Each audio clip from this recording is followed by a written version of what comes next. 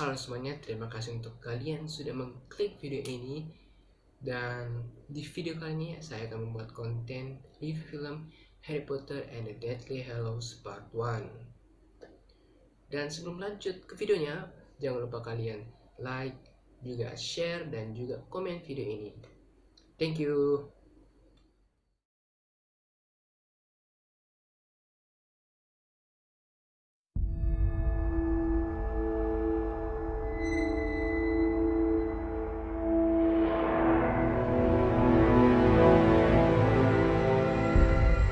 No sign of him, my lord.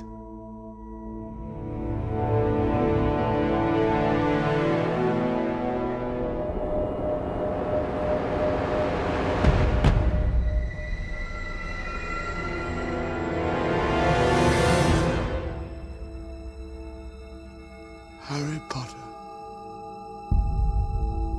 the boy who lived,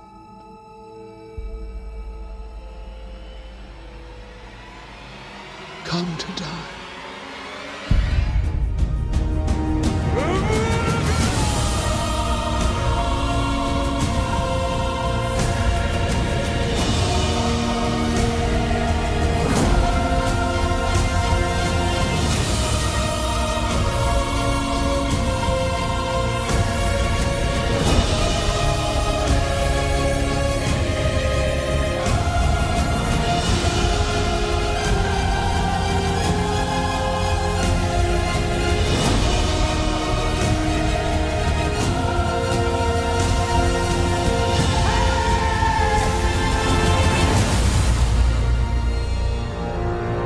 Why do you live? Because I have something worth living for.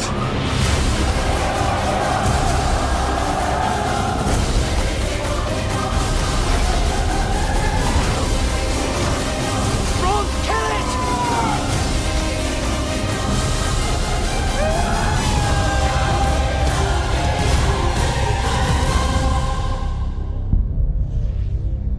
Only I can live forever.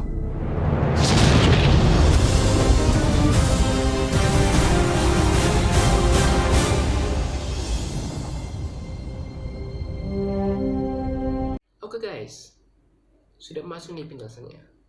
Dan sebelum memasuki penjelasan mengenai review film ini, ada beberapa pertanyaan yang mendasari dari pengreviewan film ini, yaitu worth it gak kita nonton film Harry Potter ini?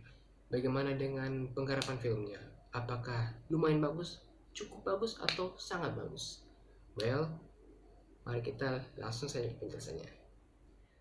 Well guys, kejutannya di part 1 ini Harry Potter mampu menjawab tantangan dari pertanyaan yang tadi, yang tak lain adalah sutradara David Yates. Dari kemampuan art dan juga visual effects serta skrip adaptasi mumpuni dari Steve Kloves, Harry Potter dan Deathly Hallows Part 1 lebih mengacu terhadap awal dan pertengahan cerita babak akhir ini, sedangkan klimaks pamungkasnya ada tersimpan pada part yang kedua. Mungkin bagi penikmat Harry Potter sejati pasti mengetahui dalam bagian ini diceritakan Hogwarts serta Kementerian Sihir mengalami masa kegelapan semenjak kepergiannya Dumbledore, di mana para Death Eater yang tak lain adalah pengikut Voldemort ditugaskan untuk memburu sang terpilih Harry Potter dan sekaligus mengacak-acak ketentraman Hogwarts. Dalam tahap awalnya, Voldemort berhasil menggelapkan seisi Hogwarts melalui tangan kanannya di Kementerian Sihir. Di sisi lain, untuk menjauhkan Harry Potter dari pengajaran Voldemort dan antek-anteknya, dirinya pun berada dalam penjagaan penuh para anggota Order Phoenix serta teman-temannya. Dalam sesi perdagangan terhadap Harry Potter, intensitas ketegangan penonton mulai dinyalakan, apalagi di setiap adegan pertarungan dan pengejaran oleh kawanan Death Eater. Part 1 juga berfokus pada niatan Harry Potter yang dibantu Hermione dan juga Ron untuk melacak kelima Horcrux yang merupakan titik kelemahan Voldemort, di mana kelimanya tersebut harus segera dimusnahkan. Tak mudah mendapatkan Horcrux. Banyak teka-teki yang perlu mereka pecahkan, dan juga permasalahan yang perlu mereka hadapi, musuh-musuh yang banyak. Dan bagian yang terpenting dalam part 1 ini adalah tentunya penjelasan dari arti Death Hallows itu, yang nantinya akan menyangkut paut pada part 2. Sangat menarik kan? David Yates menggunakan efek animasi dalam memaparkan Alkisah Death Hallows ini. Dan juga plotnya yang begitu suram dan juga lebih dewasa, tentunya memberikan sedikit perspektif bahwa Harry Potter and the Deathly Hallows ini bakal lebih cenderung serius dan meninggalkan elemen-elemen ringan dan jenaka dari dunia Harry Potter itu. Ya memang sepenuhnya film ini itu cenderung rius dan juga agak sedikit suram. Namun untungnya nih sutradara David Yates mampu meramu cerita dari novel garapan J.K. Rowling menjadi lebih mendorong sosok Ron Weasley ini sebagai dalang penabur kekonyolan. Belum lagi ditambah bumbu-bumbu pertemanan dan juga asmara yang masih berpihak pada mata remaja. Steve Kloves dapat dikatakan berhasil memanfaatkan kesempatan dari pembagian babak akhir Harry Potter ini, di mana skrip adaptasinya itu mampu memuaskan penikmat Harry dengan detail-detail yang biasanya tidak terlalu ditonjolkan seperti film-film sebelumnya nih.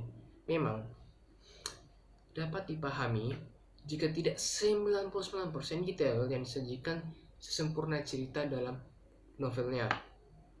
Namun setidaknya mampu menantang imajinasi para penontonnya sebelum terpaku terhadap novel itu. Dan juga sukses besarnya untuk penataan artistik dalam Deathly Hallows ini begitu berhasil menangkap atmosfer muram dan juga warna-warna sinematografi yang cenderung agak gelap. Sehingga dari perspektif ini itu membuat para penonton bisa lebih cenderung menyukainya. Apalagi dengan garapan sutradara film David Yates ini kan. Serta di dalam film ini juga itu dipadu dengan komposisi musik Alexander Desplat yang begitu menusuk dan juga menegangkan sehingga meningkatkan intensitas kemurahan film ini. Briliannya David Yates juga mampu menghadirkan sinematografi yang sangat luar biasanya hanya dengan memanfaatkan landscape, hutan hingga perbukitan Inggris didukung dengan pengambilan gambar yang cemerlang. Daniel Radcliffe sebagai pemeran Harry Potter tumbuh bersama Rupert Grint serta Emma Watson selama 9 tahun itu. Mereka sudah bekerja sama dalam menggambarkan sosok mereka dalam karakter Harry Potter ini. Bagaimana mereka berusaha supaya bisa menyamakan dari pengharapan David Yates dan juga penggambaran dari novel itu, supaya dimana ketika direkam dan diambil di shoot rekamannya itu bisa menjadi filmnya bisa menjadi suatu perspektif yang sangat baik untuk penontonnya. Dan juga untuk berikutnya ada beberapa bagian di mana yang menurut saya itu film ini sangat bagus, di mana ada adegan awal film ini, yaitu ketika perjalanan Harry dari rumah pamannya ke rumah keluarga Weasley, di mana di tengah-tengah perjalanan itu mereka ada sedikit pengajaran dari pihak Voldemort.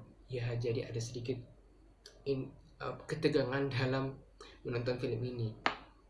Dan juga saya harap bagaimana penonton menerima film itu menjadi sebuah pelajaran bagi mereka ya kan. Dan juga dari rangkuman penjelasan yang baru saya jelaskan ini,